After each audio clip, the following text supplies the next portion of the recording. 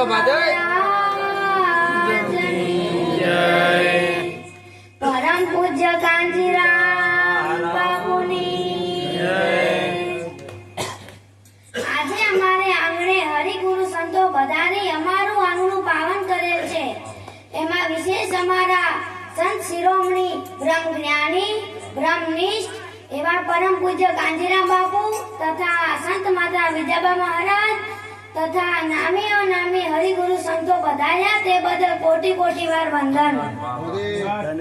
જો મારું તો કહેવું છે કે તમારે આંગણે સંતોનું આગમન થાય તો સમજવું કે તમારું પુણ્ય પ્રગટ થયું છે। આપણને ઉત્તમ આવું માનવનું શરીર મળ્યું છે તો તેને જતન કરી જાણી લો। આવો અવસર ફરી નહીં મળે। આ તો પ્રભુ ભજન કરી ભવ સાગર પાર ઉતારવા મળ્યું છે। ભારતની ધરતીએ એક મહાન ઋષિઓએ ભક્તિ માર્ગમાં અનંત પીડાઓ વેઠી ધર્મનું સ્થાપન કરતા ગયા।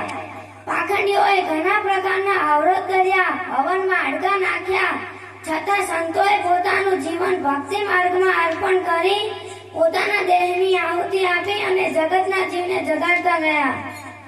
એક મહાન ગ્રંથો રચ્યા કે આ ગ્રંથોનો કોઈ અભ્યાસ કરે તો અમારા હરિગુરુ સંતોનો મહિમા કાયમ માટે અખંડ રહે।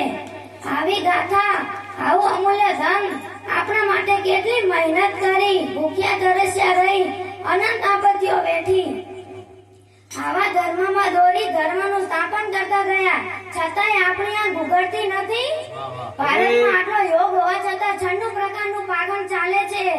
સંતોનો મત એવું કહે છે કે હે જગતના જીવો, જાગો, જાગવા જેવો યોગ છે। આ પાખંડીઓની જાળમાં ફસાશો નહીં। જે કહે છે એવું કઈ છે નહીં, પણ અજ્ઞાનતામાં આ પણ અંત બની મોની બેઠા છે। જ્ઞાન વિના આંખે બાંધેલા પાટા અંધારા છે। આંધળો માણસ ગમે ત્યાં ભટકાતો દેખાતો ભેગો થાય તો તેને કોઈ રસ્તો બતાવે। જેમ એક ઘેટું કૂવામાં પડે તેની પાછળ લાખો જઈ કૂવામાં પડે છે। ભણેલા ગણેલાને પણ વિચાર નથી આવતો કયા જન્મનો પાપ તમને આડું આવે છે કે વાત નથી સમજાતી। આ કલ્પિત વાતો નક્કી કર્યા સિવાય તમે ભયભીત બન્યા છો તો કોનાથી ડરો છો?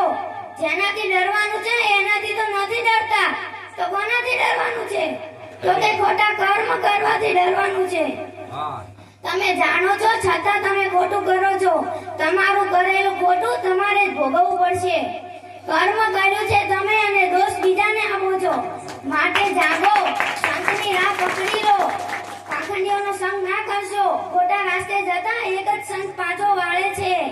જે સમય આખો છે એ સમયમાં હરિગુરુ સંતો કહે છે કે મનુષ્યની એક મહાન અમૂલ્ય મૂડી છે।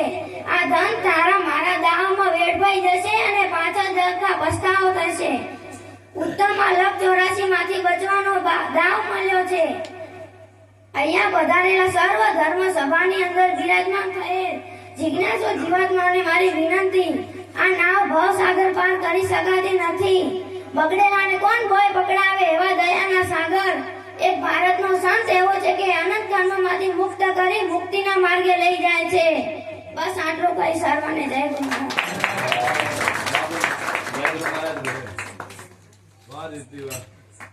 ખૂબ ધન્યવાદ। તાળીઓથી